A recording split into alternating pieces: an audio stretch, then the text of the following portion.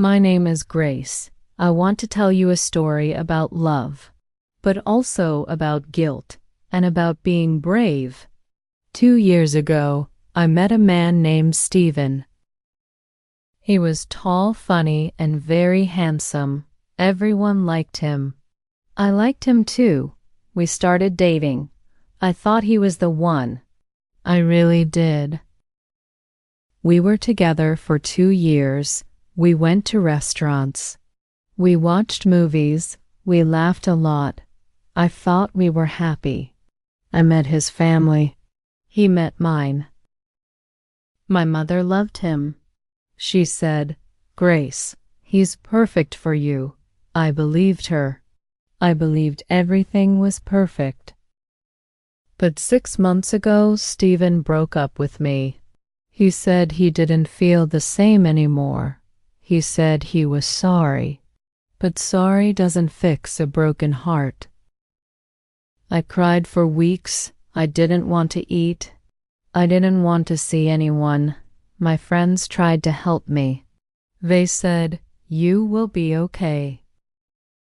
Time heals everything, but time moves so slowly.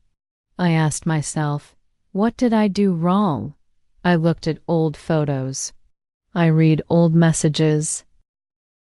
I tried to understand, but there was no answer. Sometimes love just ends. After a while, I started to feel better. I went back to work. I saw my friends again, but I still felt sad sometimes. I still thought about him. Steven and I had the same group of friends, so I still saw him. At parties, at dinners, it was hard. He was polite, but he was distant, cold. There was someone else I saw too. His name is Roger. Roger was Steven's best friend. They grew up together. They knew each other since they were kids. Roger was always kind to me. He smiled. He asked how I was, but I never really noticed him before. Not like that, not until everything changed. After the breakup, my life felt empty. I went to work every day. I came home. I watched TV. I tried to be normal, but nothing felt normal anymore. My apartment felt too quiet. I cooked dinner for one. I slept on one side of the bed. Everything reminded me of Steven. My friends invited me out. They wanted me to have fun again. I said yes. I tried. I smiled. I pretended I was fine. But inside, I was still broken. One Friday night, my friend Emma had a party. She said, "Grace, please come. You need to get out." I didn't want to go, but I said yes. When I arrived, I saw many people. Music was playing. People were laughing and dancing. It felt good to be around happy people. Then I saw Steven.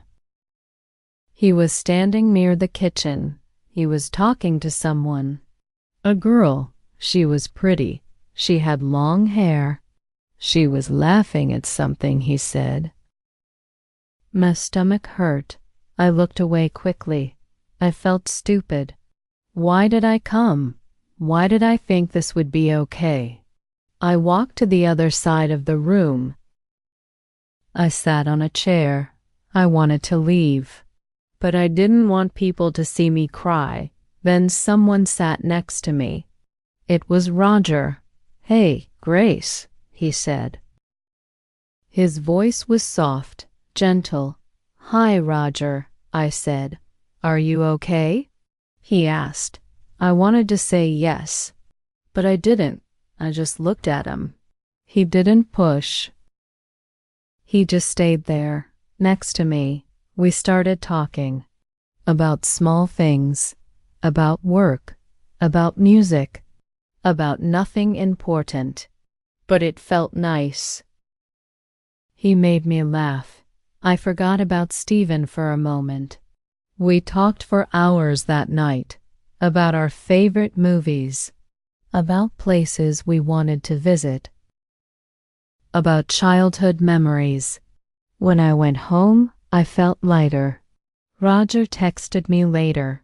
"It was nice talking to you tonight." I smiled. Over the next few weeks, Roger texted me more. He asked me to get coffee. We met on a Saturday afternoon. The cafe was small and cozy.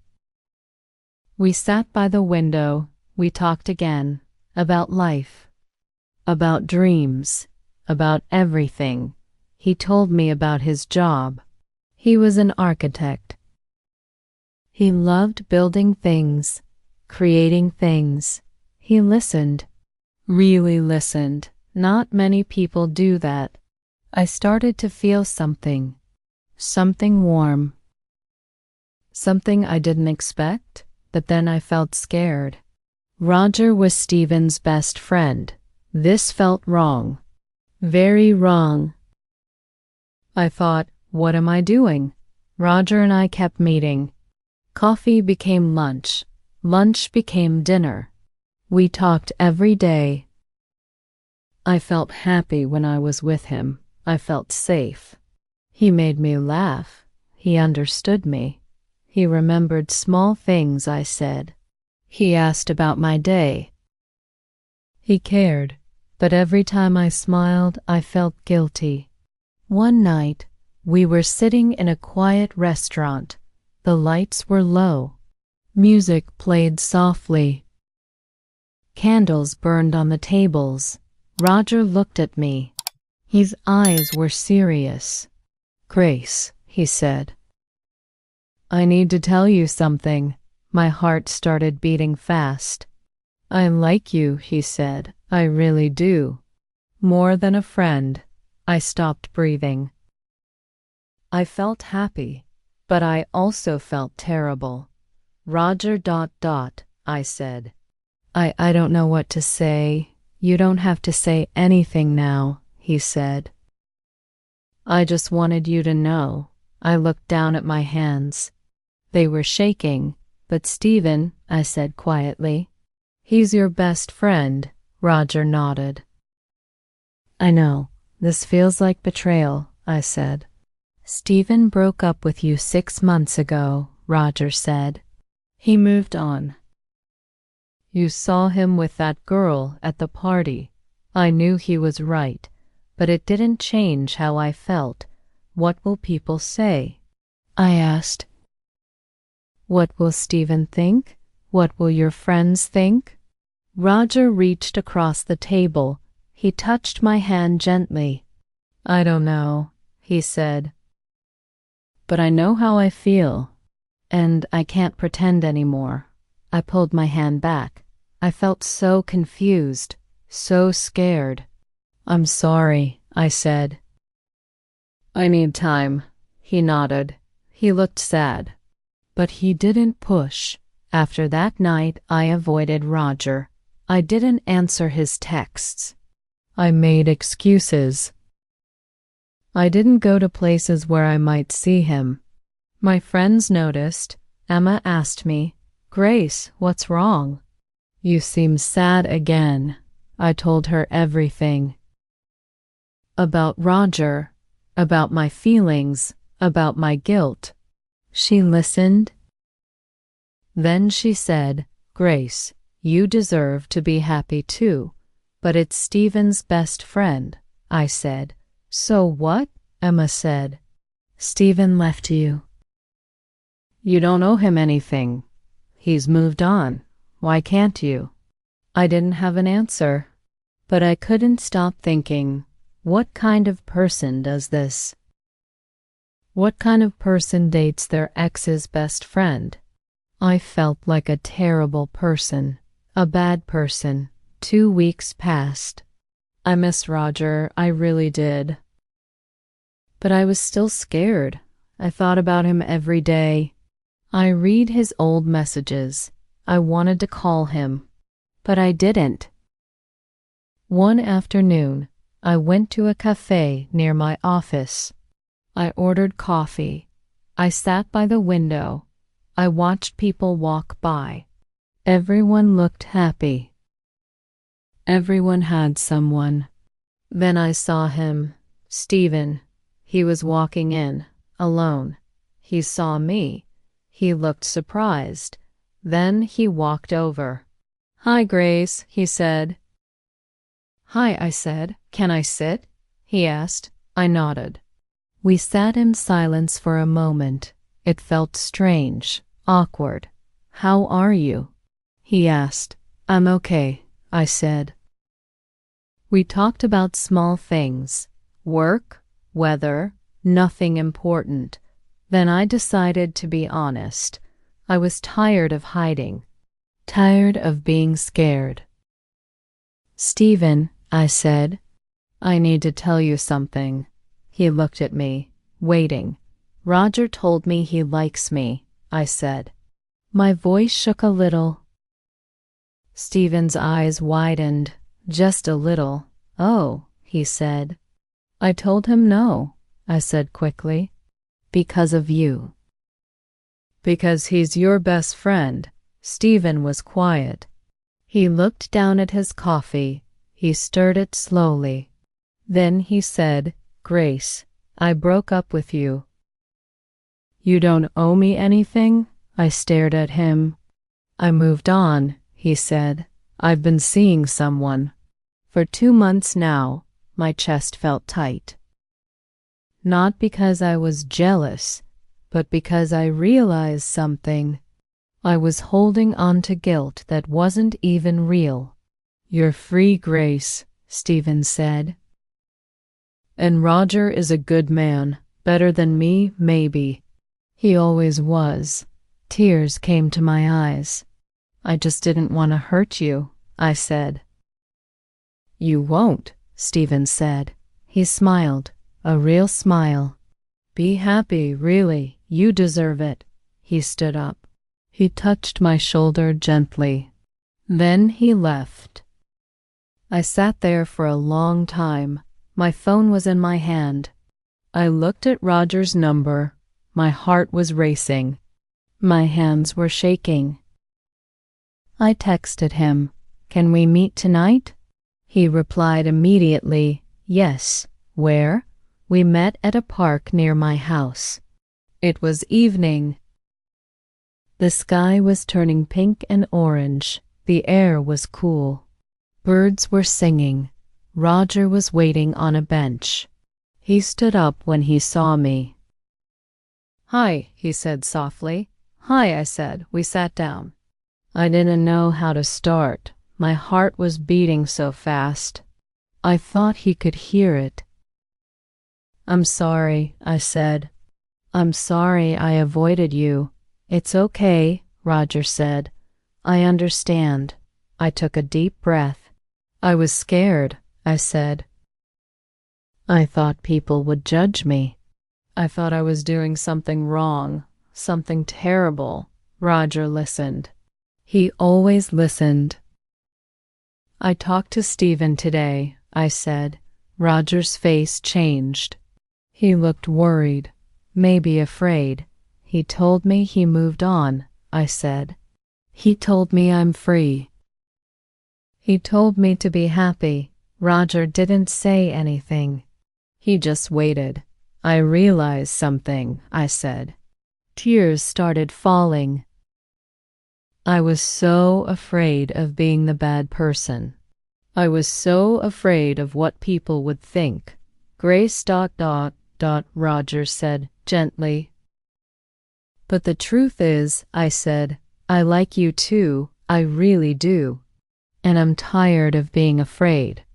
I'm tired of hiding." Roger looked at me. His eyes were soft, kind, full of hope. "I don't want to hurt Stephen either," he said. "But I can't pretend I don't feel this. I tried. But I can't," I cried, not from sadness, but from relief, from freedom. Roger moved closer. He held my hand. "You're not a bad person," he said. You're just human. We're all just human. I looked at him, really looked at him, his eyes, his smile, his kindness. Can we try? I asked. Slowly, he smiled, the biggest smile I'd ever seen. Yes, slowly, honestly, I nodded. For the first time in months, I felt free. Really free. 3 months have passed now. Roger and I are together. It's not perfect, but it's real. It's honest. We go on dates.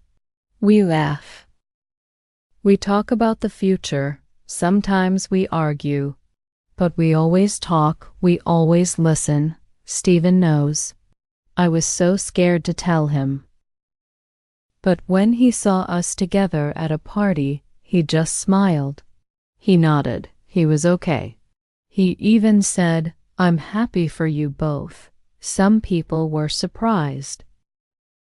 Some people whispered, I heard them. How could she date his best friend? That's so wrong, but I don't care anymore. I learned something important. Loyalty doesn't mean sacrificing your own happiness.